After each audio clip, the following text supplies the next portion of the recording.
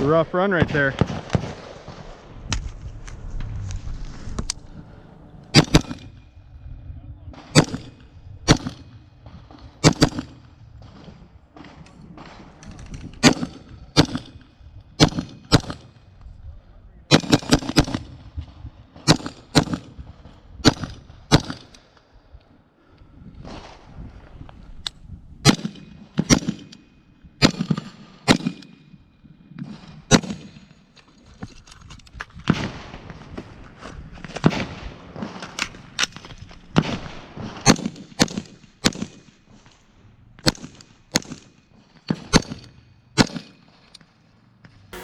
The internet's least favorite Bendy Boi is back. So, I took it out a couple times, I've made some changes, and I learned a lot about this setup. I got to shoot it suppressed with my buddy, and I learned 3 things from that outing. One, I'm definitely happy that I switched the buffer out, because I don't know why these things come with an H1. This thing was definitely designed to run with the RC2 or the SOCOM 2 or whatever.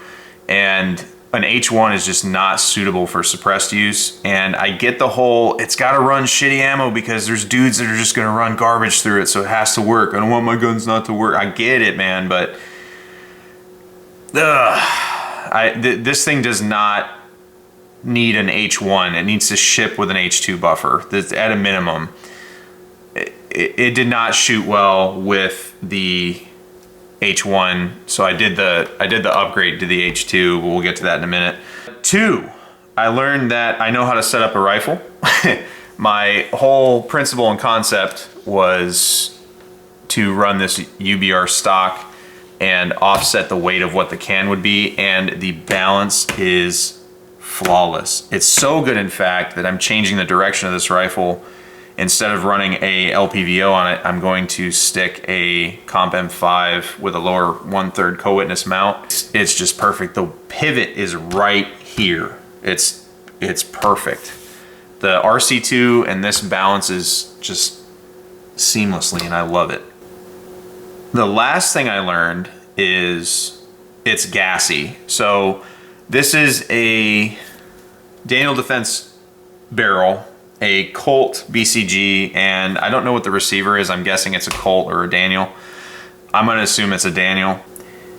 It's really gassy. So worst case, the bolt is also a Daniel. I'd prefer it to be a Daniel. I like Daniel Defense over Colt, but and I know it's gonna drive some people crazy. I don't care. But the overall performance of this rifle is excellent. The barrel is very, very good. And I'm sure if I put an LPVO on it and I shot heavy rounds through it, it would do incredible stuff. But it's gassy, and that's not what I'm using it for. My 14.5s in general, I'm not the biggest fan of 14.5. I much prefer a 16-inch barrel, because if I'm gonna have a 14.5 barrel that measures to 16 inches anyway, why not just get the extra velocity of the 16-inch? But I've decided all my 16-inch builds are gonna be precision setups. They're gonna have high power LPVOs on them. They're gonna run 77 grains, and they're gonna do work out at range. My 14.5s, so I'm gonna get another one of these and do an LPVO build, and more true to the original concept of this. I'm not sure if I'm gonna put a Trijicon 1-8, a Razor 1-10, or the Trijicon Credo 1-6 on it yet. I will see about that later when funds allow. But without getting too sidetracked, this thing's gassy, right? So this, I'm gonna use my 14.5s as my fighting rifles.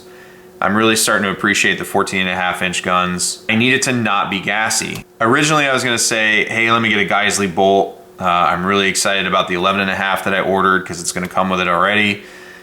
And then I was like, well, I'm shooting it suppressed. The RC2, I'm getting a couple RC2s. I'm planning to anyway. We'll see what else life throws at me. But the tan RC2 I'm buying is gonna live on this gun. It's not going on anything else, primarily because I'm not changing the muzzle device, and that can, if he dies, he dies. All my other guns are gonna run CTNs, but the 14.5s, you know, the Triarch I'm gonna order eventually, that one's gonna have a CTN, but the URGIs are going to have this muzzle device, so I'm going to have one can that lives on that for that reason. But I originally wanted to keep this as Geisley as possible, but realistically only the rail is Geisley. This is the very first run. I don't have the NSN on this side. I have some part number, and my buddies, I've got 5 guys running these now, and they each individually shot mine, and then they bought the uppers on Black Friday, and I helped them put them all together. It was actually kind of a really rewarding experience. But again, I'm getting sidetracked. I'm putting a land tack or an LMT bolt in there to assist with the gassiness. I'm not 100% sure it's the gas system. I think it's more that bolt. I didn't get any spray from the charging handle. This is doing its job. It's not like the Radiant SD on my Knights, but you know, whatever. I need something done about that. I don't need to get gassed out when I'm, you know, shooting 5-6 shot strings or just, you know, it's not good when you're getting gassed out. I mean, indoors you're gonna get gassed out regardless, but outdoors it wasn't the worst, but it wasn't good either. So with the H2 that I already installed, I'm gonna change the bolt, get the RC2, and then a mount and a dot, and I'm done with this one. So onto the buffer. Everyone is out of stock, including Geisley, you know, RIP because of Black Friday. And I went to town on Black Friday also. But the H2 buffers are all out of stock. So what I was gonna do is buy the spring kit, take the H1 buffer, put it in a different build, a 16-inch build that's gonna be a precision build, and run the H2 in this. Well, guess what? They didn't have them. So Big Daddy Unlimited had the buffer weights, the tungsten weights. So that's what I did. And I bought the H1 setup with another weight for the 11.5 Geisley I'm putting together right now. So that one, the 11.5, the new buffer setup went together like a dream. And the way these work is there is the strike face moving back down the tube to the nylon cap. The strike face has a spacer, tungsten weight, spacer, steel weight, spacer, steel weight, nothing, nylon buffer. That's how it's supposed to be assembled for an H1. And then to make it an H2, you knock that center steel one out of the stack. They just fall into your hand. You take it out, put the tungsten in there, repack it, and put it together. Now you have an H2. And then an H3 is just all tungsten. This one that came from the factory, one, it was an absolute nightmare to take apart. I fought this thing for so long. It was miserable. I had to go out, and I'm a kitchen table apprentice gunsmith. I'm really just an armorer, and I don't have a lot of, I don't have a workbench yet. I just bought a house. So that's gonna change though, because I lost the entirety of my mind on this buffer. I went out and bought 2 vices. I bought this massive, heavy, super duper vice, and then I bought I ended up using the one that is like the C-clamp that you screw onto the table with pressure. Yeah, it was fun. Anyhow, super big pain in the ass to take that apart. The strike face of the buffer's all marked up. And when I pulled the stack out, the tungsten weight was in the back. It wasn't in the front like it was supposed to be. So I corrected that, and then I put the other weight in there. It's running great now. I didn't really detect a difference. I don't know if it's gonna make a difference. There's gonna be dudes that jump in the comments arguing both ways. I don't know. I'm pretty sure though it wasn't supposed to be put together that way because of the diagrams they sent me with the tungsten weights for the job. So it'd be that way sometimes, I guess. I don't know what to say, but the buffer's corrected now, and I shot it unsuppressed with the H2, and it shoots great. And I wholeheartedly believe these should always come with an H2. All of the uppers moving forward, Geisley, if you're listening, all of the uppers moving forward, just throw the H2 in there. Your customer will be happy, I promise. They won't have to upgrade other stuff, and they'll be happy that the H2 is super solid, and they'll probably buy those kits for their guns. I'm just saying. I know the H1s are cheaper to put in there. I'd rather pay the extra amount to get it out of the gate. So, you know, do with that what you will.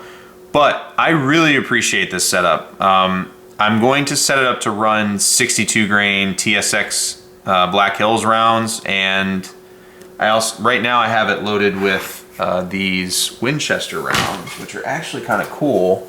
I'll get into it some other time, but these are pretty legit. I don't want to turn you all on to them too hard because then you'll buy them all.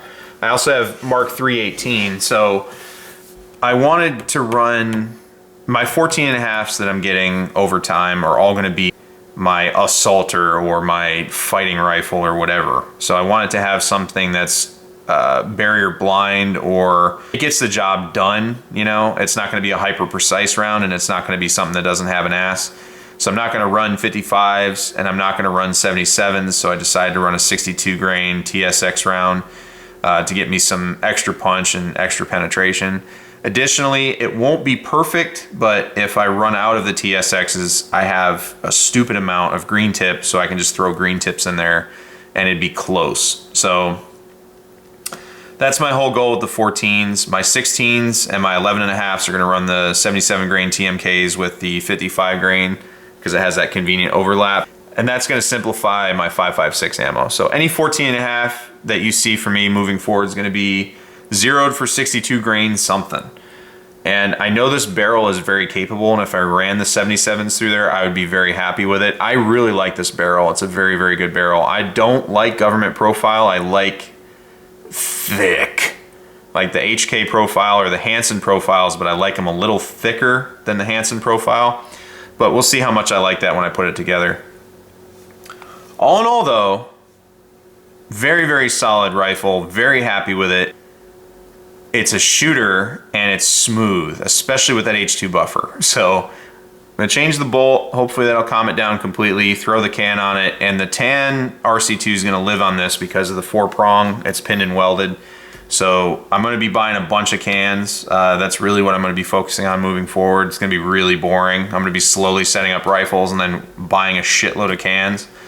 When funds allow and my life stops sucking, that would be great. But the dot and the mount are probably coming next while I wait for the suppressor, and then I gotta figure out whether I go with LMT for $1 million or just eat it and get a Lantac bolt just to dial it in and make it good.